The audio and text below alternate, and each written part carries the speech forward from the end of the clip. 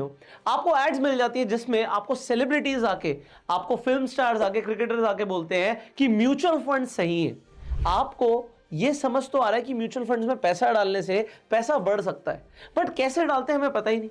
आज ये video basically उन सब लोगों के लिए है जो बिल्कुल ही बिगनर है, जो इन्वेस्टमेंट को समझना चाहते हैं, सीखना चाहते हैं, म्यूचुअल फंड को डिटेल में समझना चाहते हैं। और मैं आपको एक चीज बता दूं अभी before I start this video कि ये इकलौती वीडियो आपको देखने की जरूरत पड़ेगी म्यूचुअल फंड्स को समझने के लिए कि म्यूचुअल फंड होते क्या हैं, और आपको आज ये अंडरस्टैंडिंग मिल जाएगी कि आपको अपने पैसे को कैसे ग्रो करना है। और अगर आपके कुछ फाइनेंशियल गोल्स हैं, अगर आपको गाड़ी प्लान करनी है, घर प्लान करना है, अपनी शादी प्लान करनी है, अपनी रिटायरमेंट प्लान करनी है, आप अपनी प्लानिंग खुद से कर पाएंगे। सो ये वीडियो बहुत इंपॉर्टेंट है अपनी फाइनेंशियल प्लानिंग के लिए, और इस सीरीज के अंदर भी हम एक फाइनेंशियल ट्रांसफॉर्मेशन सीरीज के अंदर है। सो आपको भी प्लानिंग आनी चाहिए, और म्यूचुअल फंड सही है, क्यों सही है ये आप समझने वाले हैं। अच्छा, ये म्यूचुअल फंड्स इतने पॉपुलराइज क्यों हो रहे हैं? क्योंकि म्यूचुअल फंड्स हमारे पैसे पे एक अच्छे रिटर्न देते हैं। हमने आरओआई को समझा था, रिटर्न ऑन इन्वेस्टमेंट। अगर हम कहीं पर भी इन्वेस्टमेंट करते हैं तो हमें आरओआई क्या आ रही है, हमारा पैसा बढ़ना चाहिए। हम एक एग्जांपल लेते हैं कि अगर हमारा पैसा 12% से साल का बढ़ता है, सालाना 12% की हमें आरओआई आती है, तो अगर कोई 1 लाख रुपए इन्वेस्ट कर देता है तो उसका पैसा 1 लाख की जगह हो जाएगा 1,12,000 रुपए। आप कहोगे ये बहुत अच्छी बात है। और हमने एक और चीज सुनी है कि कंपाउंडिंग नाम की चीज होती है, वो मैं आपको जस्ट अभी बताने वाला हूं, बट इसे समझिए कि कंपाउंडिंग में हमें समझ आता है कि अगर 12% का से हमारा पैसा बढ़ता है, 1 लाख रुपए पे 12% की ब्याज मिली, 1,12,000 हो गया, अगले साल इस 1,12,000 के ऊपर 12% आएगा। अब ये 12% क्यों, 18 क्यों नहीं, 24 क्यों नहीं, आपको आज इस वीडियो में सारी क्लैरिटी मिलने वाली है। अभी म्यूचुअल फंड्स इतने पॉपुलर क्यों होते जा रहे हैं? देखो, स्टॉक मार्केट में आप सबको पता है कि लोग स्टॉक्स में पैसा लगाते हैं, ठीक है। एक पर्टिकुलर स्टॉक के अंदर आप पैसा लगाते हो, वो कोई भी स्टॉक हो सकता है, आपका कोई भी फेवरेट स्टॉक हो सकता है। आपने एमआरएफ का शेयर खरीद लिया, आपने एशियन पेंट्स का शेयर खरीद लिया, या आपने रिलायंस का शेयर खरीद लिया, हो सकता है आपने कोई पेनी स्टॉक में पैसा लगा दिया हो। अब होता क्या, पेनी स्टॉक मतलब जिनका पैसा मतलब 1, 2, 5, 10 रुपए के जो शेयर्स होते हैं, जिनका वैल्यू बहुत कम होता है, प्राइस बहुत कम होता है, तो उन्हें हम पेनी स्टॉक बोलते हैं, पेनीज के भाव में मिल रहे हैं। तो पॉइंट ये होता है कि आपने पैसा तो किसी स्टॉक के अंदर लगा दिया, but stock market is volatile.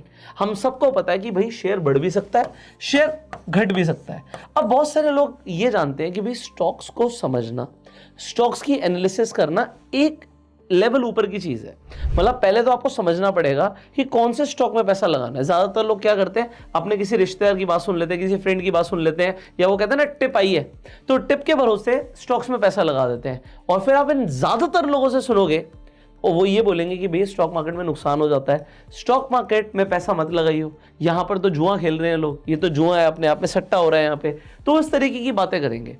Point is this, यहां पर स्टॉक्स को पिक करना कि किन स्टॉक्स में पैसा लगाना है, इसके अंदर आपको थोड़ी सी एक्सपर्टीज लेकर आनी होती है।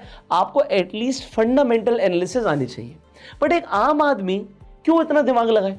Point number 1। पॉइंट नंबर 2, आपने अगर स्टॉक्स में पैसा लगा दिया तो आपको अपने स्टॉक्स को देखना पड़ता है कि भाई मैंने 1, 2, 3, 4, 5 स्टॉक्स में 1-1 लाख रुपए लगा दिया, आपका 5 लाख रुपए लगा हुआ है। हो सकता है आपके लिए 5 लाख रुपए एक बड़ा अमाउंट हो। अब अगर मार्केट में कुछ फ्लक्चुएशन हो रही है, भाई वो वॉर लाइक सिचुएशन हो रही है, कुछ भी मार्केट में ऐसा हो रहा है जिससे आपके स्टॉक्स में फर्क आ सकता है, तो आप उन्हें दिन रात देखोगे। आपको कब प्रॉफिट बुक करना है, या आपको ऐसा लगता है यार लॉस हो गया, मुझे एग्जिट करना चाहिए, तो लोगों को अपने स्टॉक्स को ट्रैक करना पड़ता है। तो पहले तो पिक करना एक चैलेंज है।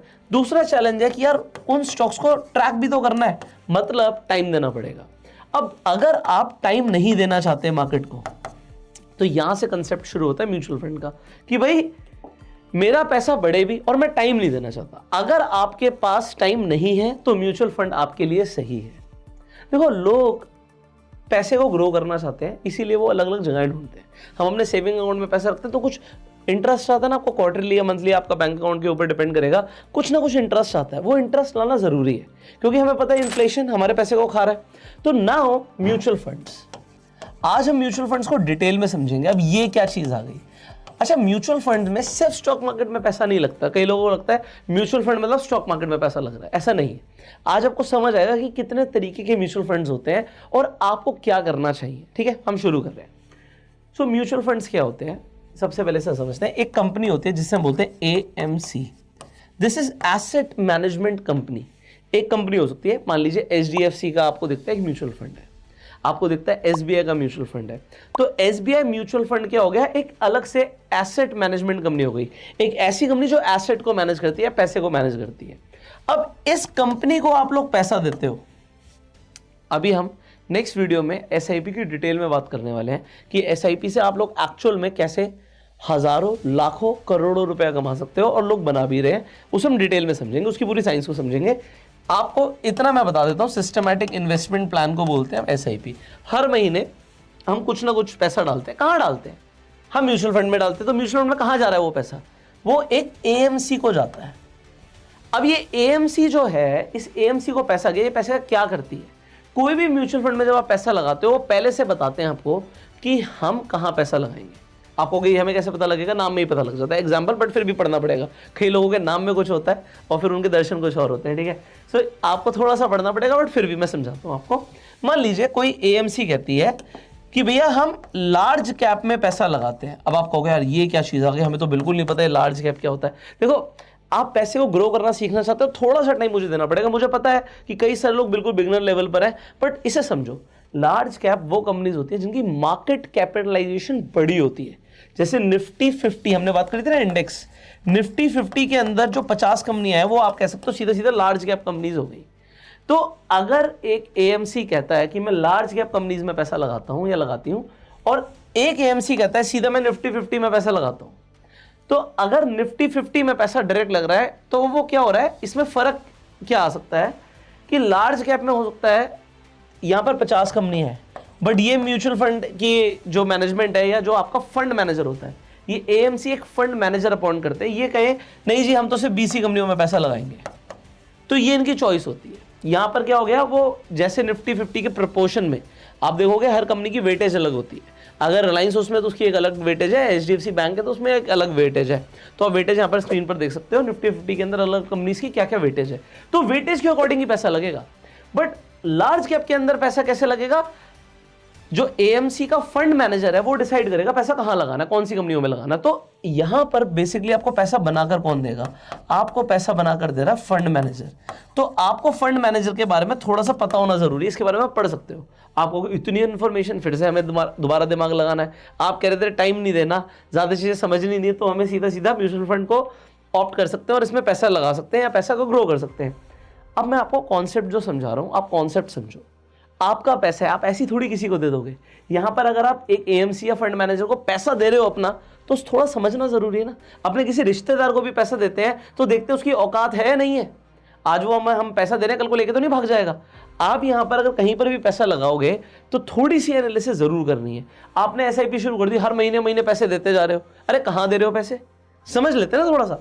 तो अब हमने यहाँ पे बात करी कि म्यूचुअल फंड के अंदर एएमसी होती है और वो आपको पहले बता देते हैं कि हम पैसा कहाँ लगाएंगे। अब वो पहले कैसे दिखता है, अब मैं यहाँ पे, आप ऐसे इंटरनेट पे बहुत सारे स्क्रीनर्स देख सकते हो, कोई पेड प्रमोशन नहीं है, मैं आपको दिखा देता हूँ। अब आप यहाँ पर देखिए, आप भी हैरान हो जाएंगे। यहाँ पर हम म्यूचुअल फंड में देख रहे हैं भाई, कॉमोडिटी के अंदर ऑप्शन है, डेट के अंदर ऑप्शन है, इक्विटी म्यूचुअल फंड है, हाइब्रिड है, ये अदर भी है। इसके अंदर भी आप कैटेगरी देखोगे तो आपको कई तरीके के और भी आपको ऑप्शंस दिखेंगे, ठीक है। इसके अलावा आपको यहाँ पे कुछ प्लान्स दिखते हैं। अब ये IDCW क्या होता है? इनकम डिस्ट्रीब्यूशन कम विड्रॉल प्लान। अब आपको ये क्या चीज है? ये ग्रोथ प्लान क्या होता है? ये बोनस प्लान क्या होता है? फिर ये AUM और CAGR के अकॉर्डिंग और एक्सपेंस रेशियो के अकॉर्डिंग। स्क्रीन का मतलब क्या होता है? आप ये सारे फिल्टर्स लगा के चेक कर सकते हो पैसा कहां लगाना है। तो अब एक एक करके शुरू करते हैं, कहीं आपको बिल्कुल भी घबराने की जरूरत नहीं है, हम बिल्कुल स्टार्टिंग से समझेंगे। सो कमोडिटीज के अंदर आपको समझ आ रहा है, गोल्ड सिल्वर ये कमोडिटी के अंदर आ गया। तो अगर आप गोल्ड में पैसा लगाना चाहते हो तो आप क्या ऑप्ट करोगे? आप ऑप्ट कर सकते हो कमोडिटी म्यूचुअल फंड को। तो हर महीने कुछ पैसा अगर आपने गोल्ड चूज किया तो गोल्ड के अंदर लगता चला जाएगा। अब डेट क्या होता है? डेट का सीधा सीधा मतलब होता है उधार, लोन। तो यहां पर क्या होता है? रिस्क थोड़ा सा कम होता है, बट रिटर्न्स भी जो होती है वो थोड़ी सी कम होती है, ठीक है। तो यहां पर अब आपको दिखेगा, अगर आप डेट के अंदर जाओगे तो डेट के अंदर भी आप देखोगे अलग अलग कैटेगरीज है। तो जैसे यहां पर आपको दिख रहा है भाई ओवरनाइट फंड क्या होता है, यहां पे लिक्विड फंड क्या होता है। हम कहते हैं ऐसा, आपने हो सकता है सुना हो, नहीं भी सुना तो